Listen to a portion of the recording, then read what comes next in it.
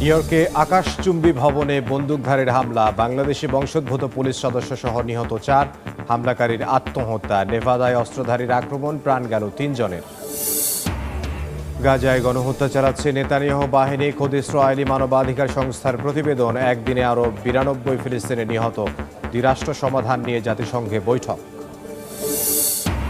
যুদ্ধ থামাতে পুতিনের হাতে আছে 12 দিন, মনে করিয়ে দিলেন ট্রাম্প। তুরস্কে শান্তি আলোচনার সম্ভাবনা। ইউক্রেনের 20টি সীমান্ত চেকপয়েন্ট বন্ধ করল রাশিয়া। যুদ্ধবিরতিতে সম্মত হওয়ার একদিন পরেই কম্বোডিয়ার বিরুদ্ধে চুক্তি লঙ্ঘনের অভিযোগ থাইল্যান্ডের। আত্মরক্ষামূলক জবাব দেওয়ার দাবি ব্যাংককের। এবং ভয়াবহ বন্যায় চীনে 30 জনের মৃত্যু, পানির নিচে তাইওয়ানের বিভিন্ন শহর। রোমানিয়ায় একজনের প্রাণহানি। ইউরোপে দাবানলের তাণ্ডব, জ্বলছে যুক্তরাষ্ট্রের ইউটা। যুক্তরাষ্ট্রে আলাদা বন্দুক হামলায় বাংলাদেশি বংশোদ্ভূত পুলিশ কর্মকর্তা দিদারুল ইসলাম সহ 7 জন নিহত হয়েছেন। আহত হয়েছেন 6 জন। স্থানীয় সময় সোমবার সন্ধ্যায় নিউ ইয়র্কের ম্যানহাটনে আকাশচুম্বী ভবনে বন্দুকধারীর হামলায় 4 জন মারা যান। আত্মহত্যা করেন হামলাকারী। অন্যদিকে নেভাদার একটি ক্যাসিনোতে বন্দুকধারীর গুলিতে প্রাণ হারান 3 জন। যুক্তরাষ্ট্র থেকে সে খবর জানাচ্ছেন হাসানুজ্জামান সাকিব। সোমবার সন্ধ্যা নিউ ইয়র্কের ম্যানহাটানের মিড টাউনের জনবহুল এলাকা 345 পার্ক এভিনিউতে অবস্থিত 634 ফুট উঁচু বহুতল ভবনে হঠাৎ গুলির শব্দ। আতঙ্কে দিকবিদিক ছুটতে শুরু করেন মানুষ। স্থানীয় পুলিশ জানায়, নিউ ইয়র্ক পুলিশ বিভাগের সদস্য 36 বছর বয়সী দিদারুল ইসলাম মারা যান। তার বাড়ি বাংলাদেশের সিলেটের কুলাউড়ায়। এই ঘটনায় গুলিবিদ্ধ আরও 3 জন হাসপাতালে মারা যান। পরে হামলাকারীও আত্মহত্যা করে। আইন শৃঙ্খলা রক্ষাকারী বাহিনী জানিয়েছে, নিহত বন্দুকধারী শেন ডেভন টেমুরা লাস ভেগাস শহরের বাসিন্দা। বন্দুক নিয়ে 27 বছর বয়সী ওই যুবকের ভবনে প্রবেশ করার একটি ছবি প্রকাশ করেছে পুলিশ। এদিকে নেভাদায় একই দিন সকালে আরেক বন্দুক হামলায় 3 জন নিহত হয়েছেন। আহত হয়েছেন আরও অন্তত 6 জন। পুলিশ জানায়, সকাল 7:30টার দিকে রেনো শহরের গ্র্যান্ড সিয়েরা রিসোর্ট ও ক্যাসিনোর প্রবেশপথে ভ্যালেট এলাকায় এলোপাতাড়ি গুলি চালায় হামলাকারী। নিউ ইয়র্ক ও নেভাদায় 2টি বন্দুক হামলার ঘটনা তদন্তে নেমেছে পুলিশ। শহর দুটিতে সতর্কতা জারি করা হয়েছে। স্থানীয় বাসিন্দাদের মধ্যে আতঙ্ক বিরাজ করছে।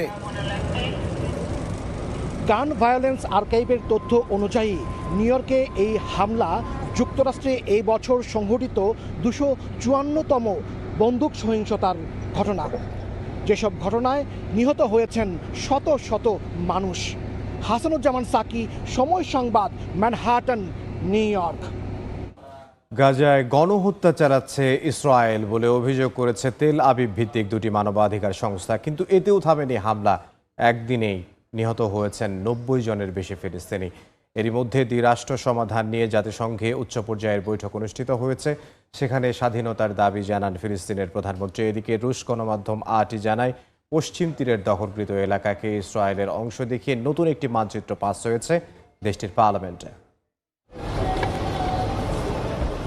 মাসের পর মাস পেরোলেও ভাগ্যের পরিবর্তন নেই গাজাবাসীর। গাজা সিটি, খান ইউনিস, রাফা সহ অবরুদ্ধ অঞ্চলটির প্রতিটি প্রান্তে ছিন্ন ভিন্ন হচ্ছে পরিবারগুলো।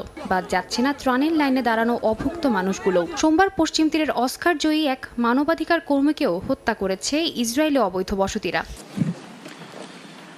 এমন প্রেক্ষাপটে জাতিসংঘে অনুষ্ঠিত হয় দ্বিরাষ্ট্র সমাধান কেন্দ্রিক গুরুত্বপূর্ণ বৈঠক। বিশ্ব নেতাদের তীব্র ক্ষোভ ঝরে পড়ে। ফিলিস্তিনের প্রধানমন্ত্রী মোহাম্মদ মুস্তফা বলেন, এই সম্মেলন নতুন করে আশার আলো জ্বালিয়েছে। গুতেরেস স্পষ্ট করেই বলেন, এই অত্যাচার কোনোভাবেই যুক্তিযুক্ত নয়। ফ্রান্স আর স্পেনও বলেছে, 2 রাষ্ট্রই একমাত্র শান্তির পথ। তবে বহির্বিশ্বে দ্বিরাষ্ট্র সমাধানের পক্ষে জনমত গড়ে উঠলেও ইসরায়েলের ভেতরে দেখা যাচ্ছে ভিন্ন চিত্র। রুশ গণমাধ্যম আরটির তথ্যমতে, পশ্চিম তীর ও জর্ডান উপত্যকার দখলকৃত এলাকাগুলোকে ইসরায়েলের অংশ ধরে নতুন একটি মানচিত্র পাশ হয়েছে দেশটির পার্লামেন্টে। 71-13 ভোটে পাশ হওয়া এই প্রস্তাবটি লিকুদ, শাস, ধর্মীয় জায়নিজম, ওজমা ইয়েহুদিত এবং ইসরায়েলি বেইতেনু সহ ডানপন্থী এবং মধ্য ডানপন্থী গোষ্ঠীগুলো সমর্থিত ছিল। এদিকে নেতানিয়াহু বাহিনীর আগ্রাসনের বিরুদ্ধে প্রতিবাদ উঠছে ইসরায়েলের ভেতর থেকেই। গাজায় চলমান হত্যাযজ্ঞকে গণহত্যা বলেছে দেশটির মানবাধিকার সংস্থা বথসেলেম ও ফিজিশিয়ানস ফর হিউম্যান রাইটস। তাদের প্রতিবেদনে বলা হয়, কেবল ফিলিস্তিনি পরিচয়ের কারণেই হত্যা করা হচ্ছে সাধারণ মানুষদের। সাদিয়া তাসনিম, সময় সংবাদ।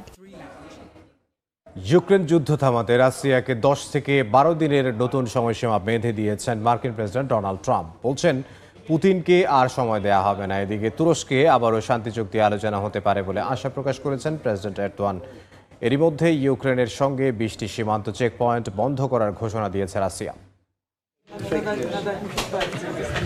রাশিয়া ইউক্রেন যুদ্ধ নিয়ে ক্রমেই ধৈর্য হারাচ্ছেন মার্কিন প্রেসিডেন্ট ডোনাল্ড ট্রাম্প। পররাষ্ট্রমন্ত্রী মার্কো রুবিওর এমন মন্তব্যের পরদিনই স্কটল্যান্ডে ব্রিটিশ প্রধানমন্ত্রী কিয়ার স্টারমারের সঙ্গে বৈঠকে প্রেসিডেন্ট ট্রাম্প জানিয়েছেন 50 দিনের ডেডলাইন অনেক হয়েছে, এবার সময় 10 বা 12 দিন। তিনি বলেন, রাশিয়া ইউক্রেনের সংঘাত বন্ধের কোনো অগ্রগতি নেই, তাই আর দেরি করে লাভ নেই। না মানলে রাশিয়াকে যেতে হবে কঠিন শুল্কের মধ্য দিয়ে।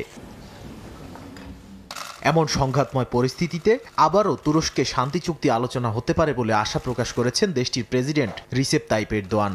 রাশিয়ার মুখপাত্র দিমিত্রি পেসকভ ও ইউক্রেনের নিরাপত্তা মন্ত্রী রুস্তেম উমেরভ দুজনই তুরস্ককে আস্থার প্ল্যাটফর্ম হিসেবে স্বীকৃতি দিয়েছেন।